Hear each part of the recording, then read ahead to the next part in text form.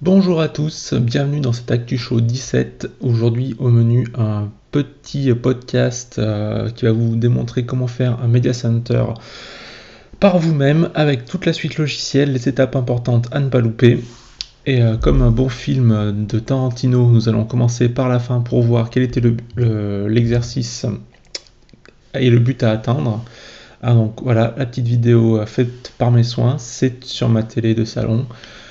Nous avons appuyé sur le bouton Power du Media Center et nous avons en quelques secondes un Media Center opérationnel, donc comme vous pouvez le voir sous Windows, avec voilà, l'interface dédiée qui se lance et tous nos médias qui sont disponibles très rapidement sur la télé, comme vous pouvez le voir. Donc ça c'était le but à atteindre que je m'étais fixé, et en une petite soirée et une matinée, j'ai configuré tout mon environnement pour avoir cette chose-là à disponibilité. Donc comment je suis arrivé à cela? Donc en prenant un ordinateur qui va être dédié à la télévision et connecté à mon réseau domestique. Cet ordinateur, j'ai choisi le Intel NUC. Donc le NUC, c'est pour Next Unit Computing. C'est un petit ordinateur fabriqué par Intel qui a donc une carte mère et un processeur Core i3 qui n'est pas changeable. Et vous devez acheter uniquement un petit disque dur au format mSATA que vous voyez à l'écran, là, le Crucial. J'ai pris un Crucial 64 Go, pour mon utilisation c'était largement suffisant. Un petit clavier Logitech donc sans fil qui intègre un trackpad, donc pour avoir uniquement un encombrement encore plus réduit. Donc vous avez besoin d'acheter, donc je disais, le PC, le disque dur, un périphérique d'entrée-sortie et aussi de la RAM. Et donc c'est uniquement quand vous avez ça, vous pouvez monter votre PC et vous avez un ordinateur prêt à être utilisé directement sur une télé ou un ordinateur de bureautique. Donc ce qu'il faut savoir, c'est que cet petit ordinateur a 3 entrées USB et 2 sorties HDMI, donc il peut même fonctionner en double écran. Je vous ai mis une seconde photo pour que vous vous rendiez compte de la taille de la chose. Donc c'est relativement petit, hein, c'est 4 pouces par 4 pouces, donc 12 cm par rapport à mon téléphone à côté. Vous voyez, c'est 2 fois la taille de mon téléphone pas en épaisseur, en longueur-largeur. Donc c'est vraiment excessivement petit, on va dire. Au niveau qu'est-ce que je voulais dire? Au niveau des fonctionnalités, donc c'est assez basique, hein. Il faut juste être soigneux quand on ouvre la boîte, hein. Donc vous dévissez les 4 vis, vous insérez la RAM, puis le disque dur flash. Donc là il faut avoir un petit tournevis cruciforme parce que la vis est un peu plus petite que les autres, mais à part ça c'est vraiment assez enfantin. Vous y arrivez très rapidement. L'étape par contre suivante, qui a été un peu plus longue pour ma part, c'est de configurer la chose. Donc l'ordinateur est livré donc sans OS. Si on parle niveau prix, moi j'en ai eu pour donc la 4 Go de mémoire, un disque dur de 64 Go, l'ordinateur, le clavier wireless. J'ai atteint les 470 francs suisses. Donc c'est un prix relativement peu élevé pour un ordinateur de bureautique ou un ordinateur dédié à un Media Center. Je pensais à la base faire un Media Center à partir d'un Mac Mini, mais les Mac Mini commençant à 700 francs suisses le premier prix, vous voyez qu'on est quand même à 200 francs de Suisse moins cher pour exactement les mêmes fonctionnalités, hormis la télécommande infrarouge, mais j'y reviendrai après. Ce qu'il faut savoir, c'est que aussi dans ce Intel NUC, nous avons une carte vidéo intégrée Intel HD 4000, donc ce qui est vraiment suffisant pour faire tout ce qui est de lecture vidéo, y compris en Full HD. Donc si on passe à la photographie suivante, vous voyez ma petite soirée de vendredi soir où j'ai dû bidouiller cette petite boîte avec mon disque dur externe, etc., mon clavier souris. Comment j'ai fait l'installation? Donc en fait, j'ai récupéré un ISO, j'avais déjà mon numéro de série Windows 7, donc j'ai récupéré un ISO sur le site de Microsoft qui était censé marcher avec leur outil USB to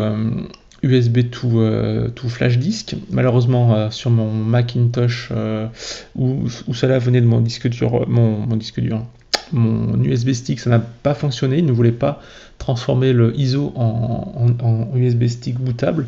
Donc j'ai pu utiliser un second logiciel qui était Yumi Multiboot USB. Donc grâce à celui-là, j'ai pu faire un disque dur externe bootable sous Windows, enfin sous le BIOS, et donc à partir de là, j'ai donc installé mon Windows le plus simplement du monde, hein, comme une installation classique. L'avantage, c'est que ça a été assez rapide par rapport au DVD, parce que donc du coup, l'accès disque est quand même plus rapide.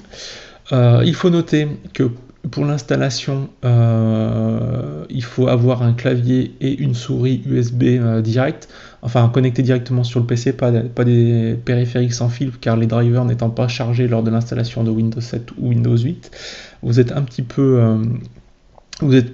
embêté parce que vous ne pouvez pas accéder au BIOS. Donc j'ai récupéré un clavier USB, une souris USB, uniquement pour l'installation. Une fois que tout cela a été fait, que j'avais mon Windows 7 fonctionnel, j'ai téléchargé les drivers de l'Intel du NUC sur le site Intel, parce que j'avais la carte réseau qui marchait pas, la carte vidéo qui n'était pas vraiment reconnue comme il faut. Donc une fois que toutes les informations pour Windows étaient prêtes, je me suis lancé dans l'optimisation, donc à savoir trois petites choses. Un auto-login, donc comme vous avez pu le voir dans la vidéo du début, on allume le PC, on se retrouve directement dans le logiciel Media Center, sans passer par la case mot de passe. Idem, la reprise de veille sans mot de passe. Et j'ai dû activer aussi le partage réseau, notamment avec le mode guest, pour que les autres ordinateurs, notamment Mac, puissent déposer des fichiers sur cet ordinateur facilement, sans avoir à faire une connexion serveur en AFP ou en NFTP ou en montage Samba. Donc le mode guest de Windows 7 m'a permis de faire ça. Petit point où je vais mettre un avertissement. C'est sur le mode auto-login. Donc l'auto-login, vous allez trouver facilement sur internet la commande à lancer et la petite coche d'options à décocher pour que Windows ne vous demande pas le mot de passe au démarrage. Alors moi, il m'est arrivé une petite chose assez étonnante, c'est que lorsque j'ai fait ça, donc j'avais mon compte que j'ai défini pendant l'installation de Windows, et le fait de décocher l'auto-login, ce compte est passé en compte invité. Donc je n'avais plus les droits administrateurs sur ce compte, et donc j'ai vu que je n'avais plus les droits, je ne pouvais plus me redonner les droits, et j'étais un petit peu, je pouvais plus installer le logiciel non plus, enfin je pouvais plus rien désactiver, c'était un peu la galère. Donc il faut bien faire attention avant de mettre votre auto-login, de créer un compte administrateur avec mot de passe, et spécifier que ce compte doit être administrateur, sinon vous risquez d'être embêté une fois que le mode auto-login sera activé. Si jamais vous faites la même erreur que moi, sachez que le compte administrateur par défaut de Windows 7 est activable en mode sans échec. Donc si vous n'avez pas d'autres comptes administrateurs, vous démarrez en mode sans échec, vous tapez votre administrator ou administrateur pour aussi votre OS en français, et pas de mot de passe, et vous êtes dans Windows et vous pouvez changer les droits de tout le monde ou créer un nouveau compte justement administrateur. C'est ce que j'ai fait moi. Dernier point que je voulais spécifier sur cette image, c'est que cet ordinateur est compatible Mac OS X 10.8, donc si vous voulez en faire un Macintosh, c'est assez facile. Vous pouvez suivre les instructions sur le site Tony Mac. tout le hardware est compatible Mac OS X 10.8. Au début, c'est ce que je voulais faire, mais il y avait un petit point qui m'avait un peu embêté, c'est que il y a une limitation, vous êtes obligé d'allouer moins de RAM pour la carte vidéo. Normalement, il prend un quart de la RAM disponible pour la carte vidéo. Donc moi j'ai 4 Go, donc j'ai 1 Go de RAM alloué pour la vidéo. Avec macOS X 10.8 et la petite astuce pour installer sur cet ordinateur, c'est limité à 256 mégas, donc je pensais que ça risquait d'être un petit peu limite pour les films en Full HD, donc j'ai préféré installer Windows 7 au lieu de macOS. Passons maintenant à la partie logicielle du Media Center, et notamment la partie logicielle qui va nous occuper le plus dans ce podcast, qui est la partie des vidéos, des séries, des films, etc. À la base, sous Macintosh, les utilisateurs qui ont utilisé leur Macintosh pour faire un Media Center connaissent bien Plex. Plex, c'est une branche Macintosh qui était issue de XBMC avant que XBMC soit compatible justement Macintosh. C'est donc un Media Center qui va centraliser vos vidéos, rechercher des informations sur Internet par rapport à ces vidéos et permettre de les classer, les ranger, les catégoriser, qui fait la connexion aussi avec iTunes. Pourquoi j'ai choisi Plex par rapport à justement à XBMC ou toute autre solution en base de VLC, etc. ou Frontro, Frontro qui a été abandonné par Apple, qui était très très limité. Deux raisons. Plex, c'est vraiment un logiciel Mac très bien développé, maintenant qui est disponible sous Windows et qui a surtout une architecture client-serveur, donc qui se base sur un logiciel qui fait serveur, donc librairie de toutes vos données, et un autre logiciel client qui va uniquement servir à lire ces vidéos, et entre autres. Donc pour illustrer ceci, je vous ai fait une petite vidéo issue de mon iMac. Donc vous avez le Plex Media Server. Donc là c'est une ancienne version parce que j'ai pas mis à jour, j'ai un problème d'Unicode sur mon Mac. Mais vous avez donc toutes vos bibliothèques à la fois de séries. Vous pouvez éditer les métadatas comme vous voyez. Vous avez différentes catégories, donc vous pouvez mettre soit des séries, soit donc ces séries TV ou séries animées, ça marche pareil. Vous pouvez choisir les écrans de fond, vous pouvez choisir les saisons, les posters saison.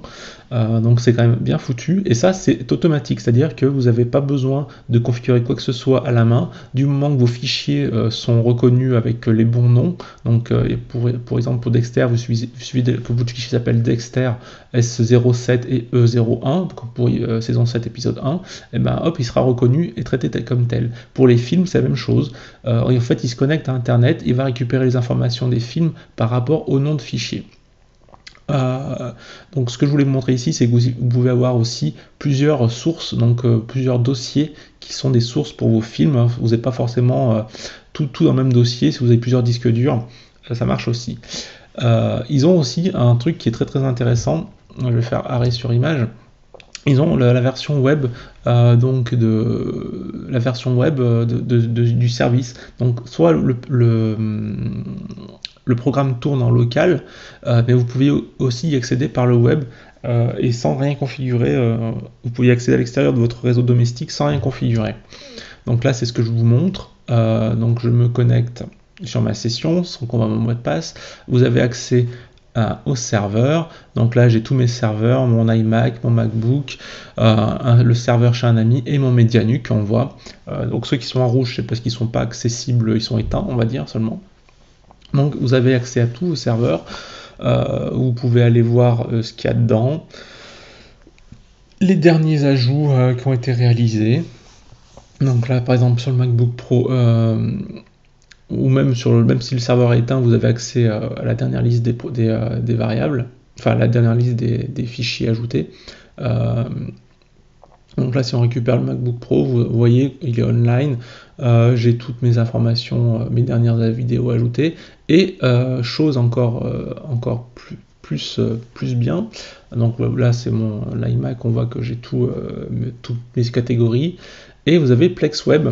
Donc vous pouvez aussi, via une interface web, accéder à toutes vos vidéos et les jouer, donc soit en local, soit à l'extérieur de votre réseau domestique. Donc si vous êtes au bureau et que vous avez partagé vous avez activé le Plex Web, bah, vous pouvez accéder à vos vidéos à l'extérieur. Donc ça c'est aussi très intéressant pour toutes les devices Android, iOS, mobile, tablettes. J'en parle pas trop dans ce podcast, mais sachez que tout ce que je dis pour Plex est valable aussi pour Android. Revenons à notre Intel NUC. Donc un des facteurs aussi pour l'installation que je choisis ce PC, c'est ce qu'on le voit, c'est le facteur WAF. Hein, c'est vraiment hyper petit, ça prend pas de place par rapport à un PC un PC classique, je veux dire. Donc vous pouvez le mettre à côté de votre télé. Donc là, je vais vous faire des petites démos traction de Plex sur l'Intel NUC. Donc on le lance, là je le lance à la main parce que je l'avais éteint pour 2-3 opérations manuelles. Donc hop, ça se lance. Donc là j'ai mis une skin un peu plus jolie que la skin de base, hein, mais sinon les fonctionnalités sont les mêmes. Vous avez accès donc à toutes vos catégories de tous les serveurs disponibles. Donc animé, download, film, c'est sur l'iMac. On a le MacBook Pro, on a le Intel NUC en local. Donc c'est ça l'avantage du mode client-serveur, c'est que votre client se connecte à tous les serveurs disponibles de votre réseau et vous avez beaucoup de données à disposition. Ce que je vais vous faire comme démonstration ici, c'est donc l'interface Android, une petite télécommande Android. Donc, parce que vous avez vu que j'ai utilisé mon clavier Logitech, mais vous pouvez aussi contrôler votre serveur une fois qu'il est lancé. Enfin, le client, je veux dire contrôler le client avec une télécommande Android. Donc là, on va voir le petit logiciel qui s'appelle Plex Remote, qui est gratuit sur le Google Play Store. Donc vous le lancez. Il va vous demander à quel serveur et à quel client vous pouvez vous connecter. Donc là, je connecte au MediaNUC. Si vous avez aussi un client sur une tablette Android, vous pouvez piloter votre tablette Android depuis votre téléphone, c'est rigolo, mais ça sert à rien. Et donc là, vous avez l'interface tactile qui reprend toutes les opérations que vous pouvez faire sur votre client Plex. Donc c'est-à-dire afficher l'OSD, hein, donc le menu sur vidéo. Vous pouvez naviguer dessus. Les touches du volume de votre téléphone règlent le volume de la télévision, enfin du client Plex, hein, donc ça c'est aussi intéressant. Donc voilà, vous pouvez faire hop, lancer d'autres vidéos, naviguer dans les menus, arrêter. Vous voyez, c'est instantané, quoi. Ça se base sur des messages Windows, du message UDP sur le réseau. Donc c'est très rapide, c'est très réactif, comme vous pouvez le voir. Donc là, pof, je navigue dans mes menus. Il n'y a rien d'extraordinaire là-dedans, mais c'était intéressant. Une autre fonctionnalité de Plex, vu que c'est client-serveur et qui est très pratique, c'est donc si vous avez plusieurs clients, chaque serveur va mémoriser l'avancement de la vidéo sur son serveur. Donc c'est-à-dire, là je suis sur ma MacBook Pro, je vais lancer une vidéo, donc mon intro de podcast, hein, comme vous avez reconnu. Donc voilà, imaginons que je regarde ma petite vidéo. Je suis content, mais zut, il faut que j'aille répondre au téléphone, j'arrête, ou je suis au travail, je dois arrêter pour une question X ou Y, et je reviens plus tard chez moi, ou sur un autre périphérique. Donc là j'ai oublié de remonter la caméra parce que je n'ai pas d'assistant qui m'aide pendant ça. Donc voilà, je remonte ma petite caméra, et je reprends la vidéo là où je l'avais arrêtée sur un autre périphérique. Donc c'est quand même intéressant de pouvoir faire cela. Donc c'est une fonctionnalité que n'ont pas les serveurs XBMC par exemple. C'est uniquement disponible sur Plex, donc ça c'est vraiment très appréciable. Donc sur tous vos périphériques, vous pouvez mémoriser l'état où vous en êtes dans vos films, etc. Et ce qui vous permet d'avoir un suivi facile.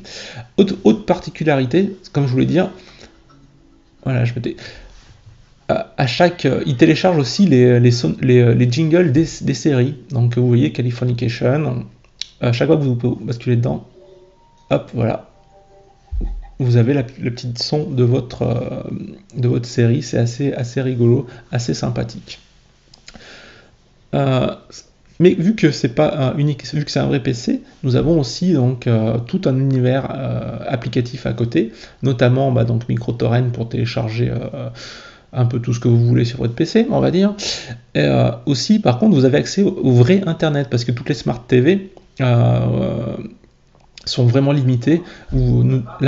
Justement, je suis sur Twitch parce que j'aime beaucoup regarder les speedruns ou les matchs de Alpha Street Fighter ou de StarCraft, comme vous allez vous en rendre compte dans mes favoris Internet. Mais donc là, vous avez accès à un Internet très très riche.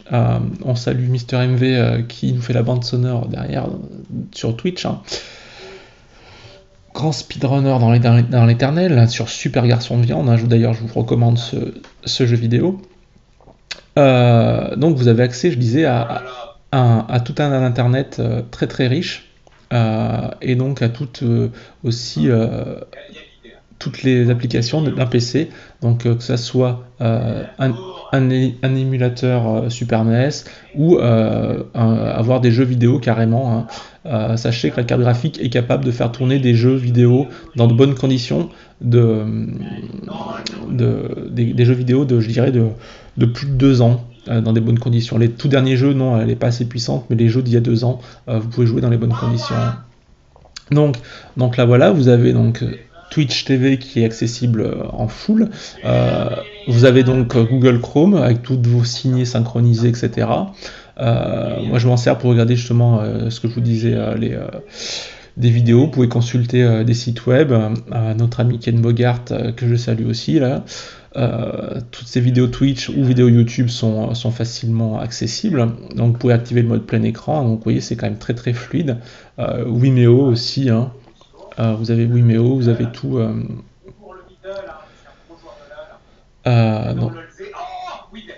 Voilà, arrête de me crier dans les oreilles, Mister MV. Oui, donc voilà, et puis en plus, donc vous avez toutes les extensions donc de Google Chrome, notamment la fameuse extension pour permettre de télécharger des vidéos en local et les regarder plus tard.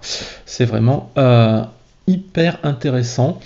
Donc grâce à ça, vous avez un media center hyper polyvalent et hyper fluide à utiliser, qui est complètement silencieux. Donc on n'entendait pas trop, à part quand c'était donc le son de la télévision qui était filmé par mon téléphone, mais c'était vraiment, il n'y a pas de ventilateur, donc le boîtier est totalement silencieux. Vous avez accès à un internet complet, vous avez accès à des jeux vidéo si vous le souhaitez, vous avez accès à Plex.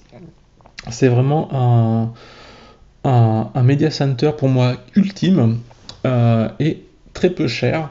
Donc je vous invite à l'essayer, à me questionner si vous avez des questions par rapport à l'installation, aux possibilités de la chose, et si vous avez besoin d'aide pour l'installation. Si vous êtes en Suisse romande, vous pouvez me contacter plus facilement par mon site internet aussi. Et j'espère que ce podcast vous a plu. Et je vous retrouverai très bientôt pour l'actualité peut-être du Mobile World Congress de Barcelone. Et peut-être un peu plus tard pour le Google I.O. Je vais essayer de me tenir toujours à au moins un podcast par mois, si ce n'est plus. Mais ça prend quand même du temps. Là, j'ai quand même pris plus de 4 heures pour préparer ce podcast d'une demi-heure. Donc merci à vous de m'avoir suivi. Vous avez toujours mes coordonnées en fin de podcast. Et à très bientôt pour une nouvelle émission.